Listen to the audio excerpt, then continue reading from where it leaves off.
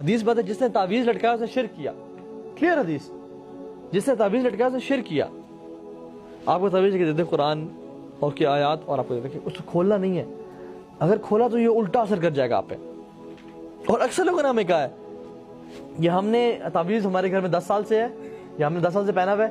آپ لوگوں کی ویڈیو دیکھی تو ہم نے کھولا اور اس میں جو ہے نا یقین جانے فرعون, قارون, حامان, شیطان کا نام لکھا ہوتا ہے, اور اس میں اندر جو ہے نا ڈبے بنے ہوئے تعداد لکھا ہوا ہے. اوپر بسم اللہ لکھا ہوا ہے, نیچے قرآن بھی لکھا ہوا ہے, لیکن اندر جو ہے نا جنات کے نام لکھے ہوئے ہیں اور جادو لکھا ہوا ہے. اپنے جنات کے نام فار ایگزامپل یا بدو اس کے نام لکھے ہوئے ہیں, ولیعوذ باللہ.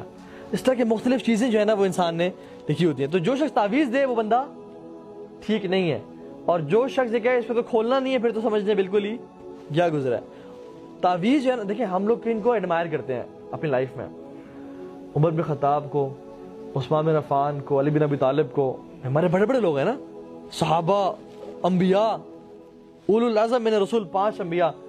ان کے ہیروز کون ہیں؟ شیاطین کے. قارون ان کا ہیرو ہے, حامان, فرعون, شداد, ابلیس یہ ان کے ہیروز ہیں, سپر ہیروز. یہ ان کے نام لکھے ہوتے ہیں, اور وہ انسان گلے میں پہن کے مسجد بھی جا رہا ہے اور ہر جگہ جا رہا ہے. تو تعویذ جو ہے نا ہم نے بڑے دیکھے ہیں, بڑے کھولے بھی ہیں, تو ان میں نا ایک تعویذ میں بھی خیر نہیں نکلی. اور جن میں نیورولوجی جو نمبرز لکھے ہوتے ہیں, یہ جادو ہے. نیورولوجی کا جو علم ہے نا یہ جادو ہے, اور اس سے لوگوں پہ جادو کیسٹ کیا جاتا ہے. نیورولوجی کا جو علم ہے نا اس کو کوڈنگ کرنا آسان ہے, اس کو ڈی کوڈنگ کرنا امپاسبل ہے. آپ دیکھیں گے تعویذ اس میں لکھا ہوا ہے, ڈبے بنے ہوئے, لکھا ہوا ہے 7 8 9 3, اور ایک ڈبے میں لکھا ہے 3 4 9, ایک میں لکھا ہوا ہے کیا کیا. آپ کو نہیں پتا کہ اس نے 3 اور 9 کا کمبینیشن بنایا, 4 کو الگ رکھا ہے, یا 9 اور 4 کا کمبینیشن بنایا, 3 کو الگ رکھا ہے. اس میں کیا مطلب ہے اس چیز کا؟ ڈی کوڈنگ کرنا امپاسبل ہے. اس لیے اکثر جو یہ جادوگر ہیں یہ نیورولوجی کا علم لکھ رہے ہوتے ہیں کہ انسان کو پتہ ہی نہ چلے کہ میں کیا لکھ رہا ہوں. What is the point of making ڈبے اسکوئرز, اور اس میں جو ہے نا اس میں پیرامڈز بن رہے ہیں, اور اس میں جو ہے نا وہ ہیگزاگونز بن رہے ہیں, اور اس میں نمبرز لکھ رہے ہیں. کیا ہے اس میں؟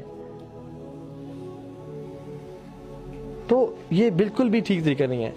کوئی دیکھیں شہد میں شفا ہے نا, کسی شخص کو آپ نے دیکھا شہد کو گلے میں لٹکا کے پھر رہا ہے, آپ بھائی یہ کیا کر رہے ہو؟ بھائی شہد میں شفا ہے, میں لٹکا کے پھر رہا ہوں. زمزم میں شفا ہے نا, کسی عمرے سے آیا اور گلے میں بڑے دھاگے سے زمزم کی بوتل لگا کے پھر رہا ہے, گیلن جو لے کے پھر رہا ہے. جگر بھائی تو یس چل رہا ہے آج کل. تو ایسے نہیں ہوتا.